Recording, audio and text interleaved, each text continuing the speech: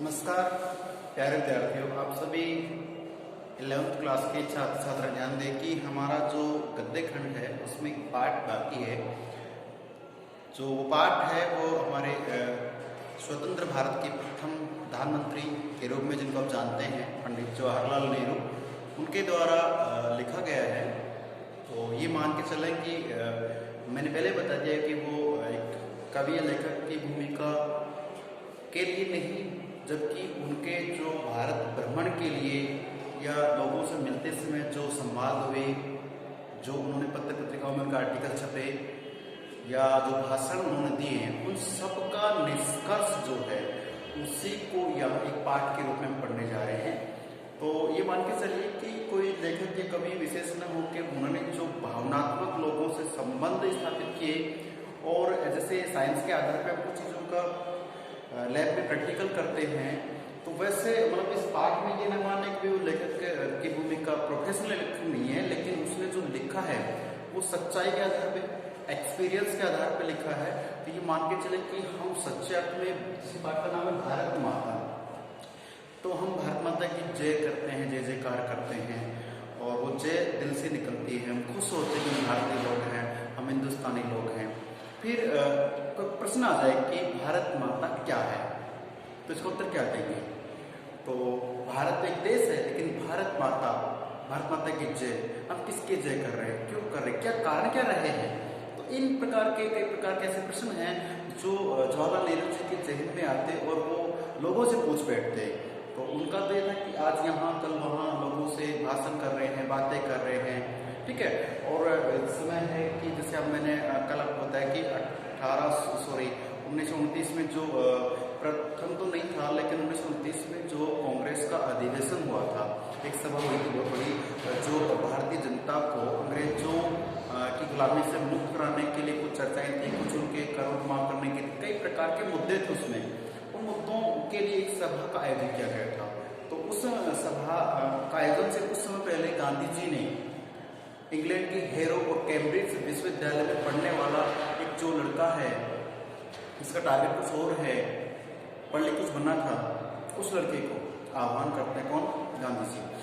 और ऐसी पुकार करते हैं, ऐसा एक आह्वान करते हैं कि जो हमारे जवाहरलाल नेहरू जी हैं वो इस आंदोलन में विरोध करते हैं। और 1929 में जो लाहौर में अधिवेशन और कांग्रेस को उसके अध्यक्ष बना दिए जाते हैं, और वो अपने देश के लिए, अपनी जनता के लिए समर्पित हो सकते हैं। उसके बाद से लेके और मृत्यु पर्यंत, यानी मरने तक का जो समय है, उस समय तक जवाहरलाल नेहरू जी देश के प्रति अपना एक्सपीरियंस और अपनी भावनाओं को लेकर के देश में कुछ अच्छा करने का प्रयास करते रहे हैं। आज हम उन्हें पढ़ने जा रहे हैं। प्यारे बच्चों, सकारात्मक सोच होनी चाहिए।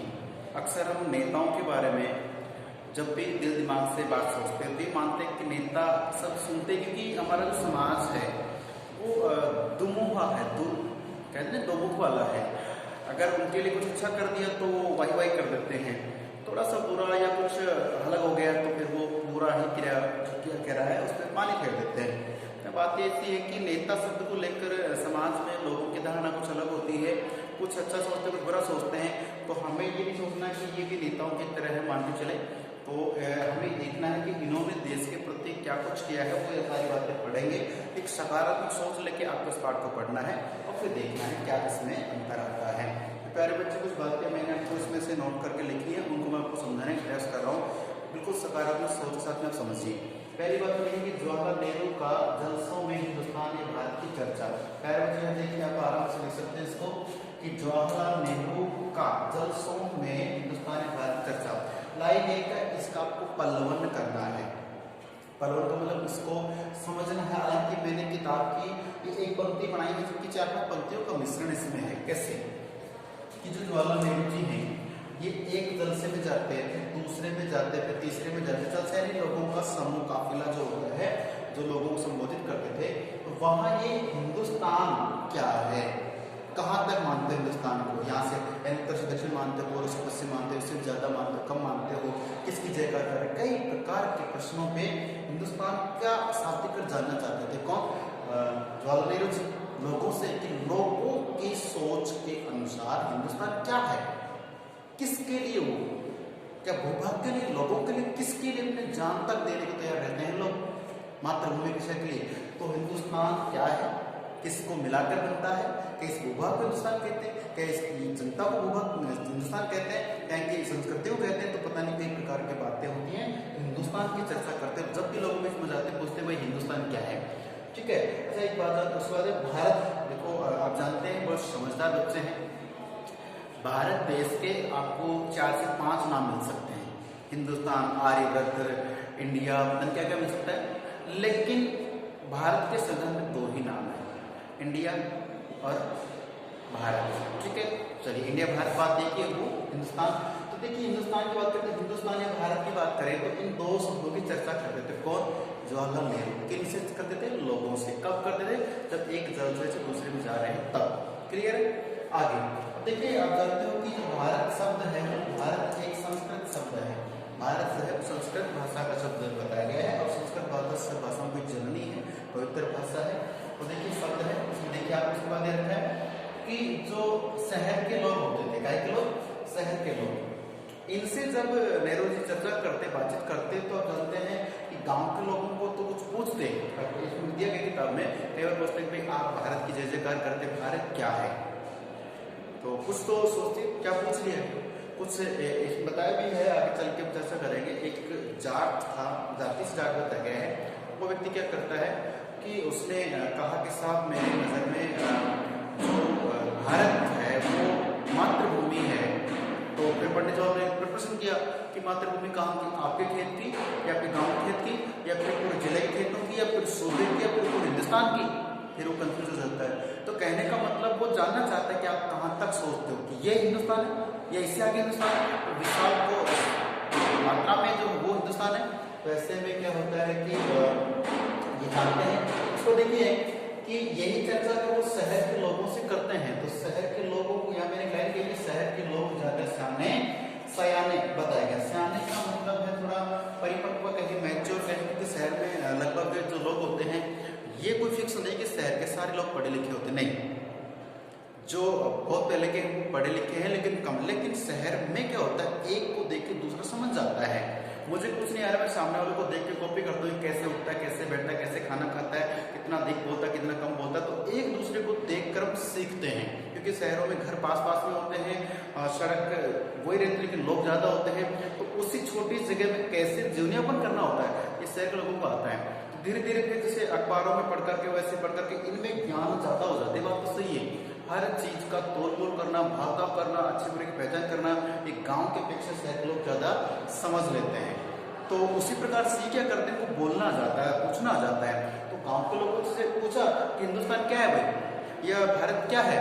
तो वो लोग एक दूसरे को मुंह देखते हैं, क्या पूछ लिया, क्या बताए, क्या परिभाषा है, क्या प्रश्न का उत्तर है, नहीं बता पाते हैं। लेकिन शहर के लोग इसको जानते हैं।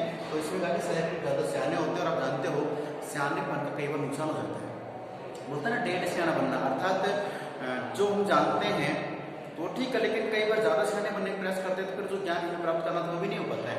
इसलिए यहाँ पे शहर के लोगों को ज्यादा सियाना बताया गया है। आगे इस शहर के लोगों को अन्य किसी गीजा, देखिए गीजा एक शब्द मैंने अंडरलाइन कर रखा है, एक है या फिर दूसरा है। देखिए इस प्रकार के शब्दों को मैंने एक यहाँ पे सियाने पर रखा था, अंडरलाइन कर रखा है। इसका मतलब ये है गीजा होती है, गीजा का मतलब खुराक से होता है, खुराक या कुछ दूसरा उपाय, ठीक है। तो शहर के लोगों को दूसरी खुराक या दूसरी ग़िज़ा की आवश्यकता होती है, दूसरी एक उपाय की जरूरत होती है, ठीक है। किसान जिनका नजरिया महदूद था, ठीक है, ये ध्यान रखना है। तो महदूद का मतलब यहाँ पे जैसे क्या बोले, परिपक्व था, यूँ कहें मैच्योर था, परिपक्व था। तो किसान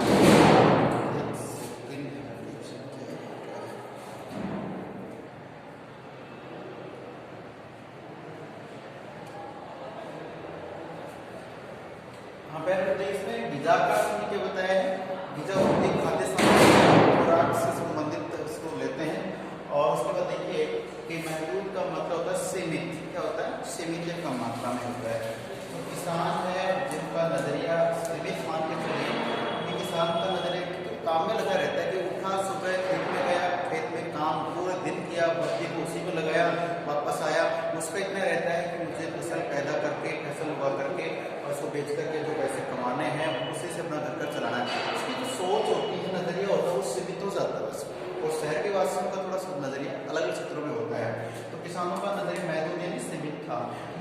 बड़े देश की चर्चा करता हूँ, किसानों के सामने बड़े देश की चर्चा करता है, देश क्या है, जनता क्या है, कई प्रकार की बातें करता हूँ, लेकिन उनके लिए थोड़ी सी बड़ी बात होती है किसानों के लिए कि मैं किसानों से हिंदुस्तान के उत्तर से दक्षिण, पूर्व से पश्चिम तक की चर्चा करता हूँ। देखिए आगे कह रहा है कि जो किसानों के लिए यकसा था, यक शब्द है, यक का मतलब होता है एक सा, वो लहजे की बात आ गई है, यकसा था मतलब साफ है कि एक सा था।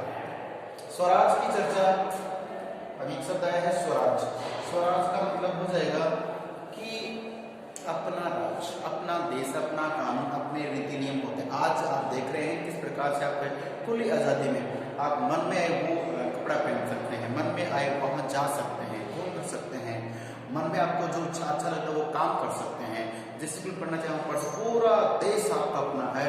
तो ये जो चीज़ें आपको जो मिली है हम सबको, उसके लिए हमें बहुत कुर्बानियाँ देनी पड़ी हैं, बहुत समय लगा है, क्योंकि जब अंग्रेजों का शासन था तो मान के चलिए आज कोरोना को लेकर कुछ बातें चल रही है, तो जैसे आपके चेहरे पे मास्क नहीं है, पुलिस वाले आपको रोक सकते हैं, कई बार आपको जुर्माना भी देना पड़ जाता है, या तो जैसे मान लीजिए तो या हेलमेट नहीं है और पुलिस ने पकड़ लिया तो भी जुर्माना देना पड़ता है। तो वो तो आपको केवल कि आप वो गलती दोबारा नहीं करेंगे इसलिए आपको जुर्माना देना पड़ता है। लेकिन एक ऐसा कानून था कि अंग्रेजों के नियम के अनुसार कि आप अपनी जो भावनाएं हैं, जो आपके अरमान है, उनको किसी को पूरा नहीं कर पाते थे, अकॉर्डिंग टू जैसे इंग्लैंड सरकार उनके अनुसार ही चलना पड़ता था, ये मान के चलिए। तो वो जमाना तो ये मान लीजिए कि जीना एक दुख हो गया था, मुश्किल हो गया था। बात कर रहे हैं कि स्वराज की चर्चा करते थे कौन, जवाहरलाल नेहरू जी, किसके साथ में, किसानों के साथ में। उसके बाद हम किसानों की तकलीफें, अब प्रश्न है किसानों को कुछ तकलीफ है, तो गरीबों, कर्जदारों, पूंजीपतियों की शिकंजे। देखिए आप इस बात को समझ नहीं पाएंगे कि जो किसान गरीब हैं, कर्जदार, पूंजीपति का शिकंजा, इसका मतलब ये है कि जमींदार, महाजन, कड़े लगान और सूद, पुलिस के जुल्म। आप देख रहे हैं कि जो जमींदार हैं, महाजन हैं, कड़े लगान और सूद, पुलिस के जुल्म, ये सभी क्या थे, बातें गुथी हुई थी। गुथी का मतलब है आपस में मिली हुई। कैसे, ये जो गरीब लोग हैं उनके ऊपर जो कर्जदार और पूंजीपति हैं वो शिकंजा कसते थे। ठीक है, कि जो गरीब थे, आप एक शब्द सुना होगा आपने, बंधुआ मजदूर। बंधुआ मजदूर का मतलब होता है कि ये जो कर्जदार तो इनके साथ गरीब है, वो आदमी क्या करे, काम वाम के लिए, अपनी बेटी की शादी के, बेटे की शादी के लिए इनसे कर्ज लेते हैं। तो कर्जदार जो होते हैं, ठीक है, पूंजीपति लोग होते हैं, इनसे कर्ज ले लिया, फिर गरीब उससे काम धाम करते रहते हैं। तो एक व्यक्ति, एक किसान है, जमींदार के किसी के काम करने लग गया, तो वो जो मालिक है वो उस मजदूर को कुछ रुपया पैसे देता उसके घर के कार्यों के लिए, शादी ब्याह के लिए। तो ये मान के चले कि जो कर्जा दिया जाता था उसका ब्याज लगता था, और वो किसान या वो मजदूर जो है वो कर्जा चुका नहीं पाता था।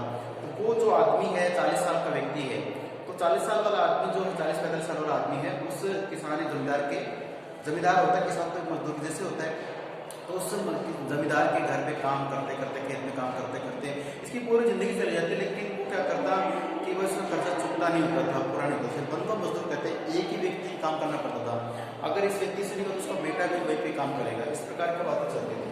इसे बंधुआ मजदूर कहते हैं। तो ये जो ये है कि पूंजीपति, कर्जदार के शिकंजे में गरीब आदमी रहता था। उसके बाद है कि जमींदार, महाजन, कड़े लगान। तो जमींदार होते हैं, जमींदार को जमीन के हकदार मालिक होते हैं, बस 100-200-500 बीघा जमीन होती थी, और ये अपनी जमीन किसानों को बटाई भी देते थे, और किसान जो है खेती करते थे, और जो प्राप्त होता उसमें जमींदार ज़्यादा लेता, किसान को बस केवल खाने के लिए मिलता था। महाजन की बात कर लें तो महाजन वही जो कामगार में अलग क्या होता है कि ये लोगों को पैसे देते थे, ब्याज लेते थे, उसके बदले उनको जमीन वगैरह सब कुछ गिरवी रख लेते हैं। कड़े लगान, लगान समझते हो, उससे राजा महाराजों का समय होता था। तो ये मान के चलिए कि जो राजा महाराज हैं उनके घर में कोई फंक्शन होगा तो उस फंक्शन में जो खर्चा लगेगा वो खर्चा जनता पे होता था। ठीक है, महारानी आज चूड़ा पहन रही, चूड़ा है ना, तो ये मान के चले कि वो चूड़े की जो लागत है उस पर अनुष्ठान कार्यक्रम तो ये लोग करते हैं, इस पर जो खर्चा होता है वो खर्चा पूरे गाँव, पूरे क्षेत्र नगर को उठाना पड़ता। कोई 1-1 रुपये दे रहे हैं, कोई 5-5 रुपये, इस तरह से फिक्स होता था कि 2 रुपये आपको देना ही है। एक आता था जिससे मान चौरी कर होता था, ठीक है, उसमें क्या होता है कि अपनी बेटी की शादी करें तो आदमी को 5 रुपये कर राजा को देना ही पड़ेगा, ऐसे कुछ लगान होते थे। कड़े लगाते हैं तो कुछ समय उनके पास इतना पैसा होता नहीं था किसानों के पास में। बात करें सूद, सूद का मतलब सोनू सूद से नहीं है, हमारा सूद से मतलब ब्याज से है, ठीक है। तो ब्याज समझते सूद जो पैसा हमने लिया है, जैसे 1000 रुपये ले लिए तो उसके ऊपर आपको 20 रुपये एक्स्ट्रा देने पड़ते हैं, ठीक है। तो आज तो खैर वो 2 रुपये का सैकड़ा मानते, पहले कम मानते थे, लेकिन सूद ब्याज होता था। और ये आप जानते हैं कि जो मूल राशि होती है वो तो इंसान चुका सकता है, लेकिन ब्याज नहीं चुकता है। और फिर जैसे साल होती है वो चक्रवर्ती ब्याज बदल जाता है, वो जो पूरा ब्याज है ना उस मूलधन में जुड़ जाता है, फिर उसका ब्याज लगता है, फिर वो इस तरह से मानो उलझा के रखा जाता था।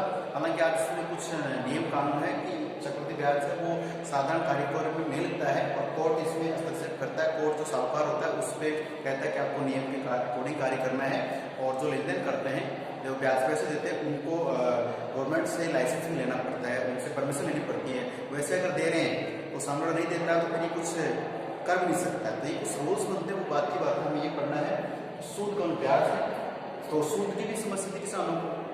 पुलिस के जुल्म, तो पुलिस जो है उसके जुल्म मतलब जानते ही हो कि दोषी को सजा मिलने से, लेकिन या निर्दोष को मतलब दोषी को सजा मिले लेकिन निर्दोष व्यक्ति को सजा देते थे, दोषी को छोड़ सकते थे। कैसे?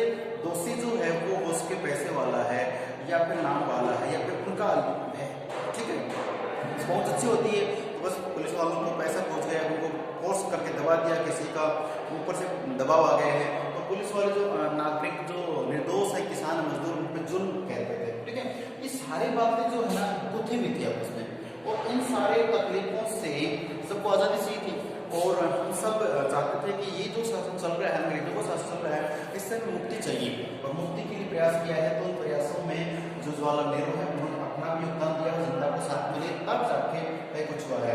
और उसी खड्डे के साथ, खड्डा एक शब्द याद है, खड्डा, खड्डे का मतलब ये मान के चलिए बोझ होता है, क्या होता है? बोझ। जैसे ये हाथ इसके ऊपर कुछ वजन रखते हैं इस तरह से, तो उसी खड्डे के साथ तो मतलब उसी बोझ के, कौन सा बोझ?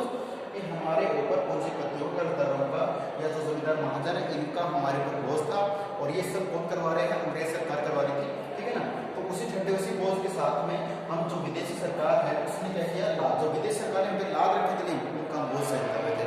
तो अनावश्यक अनर्गल जो काम थे इनमें हम लिप्त थे, और इनसे मुक्ति चाहिए थी। तो जब जब भी जवाहरलाल नेहरू के लोगों से मिलते वो भारत के बारे में चर्चा करते कि भारत क्या है, भारत माता क्या है।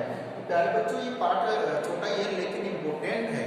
तो एक पोर्शन अपना ईमान से चलिए समाप्त हो गए हैं, इससे आपने एक अगला पोर्शन और होगा, उसके बाद पाठ समाप्त हो जाएगा।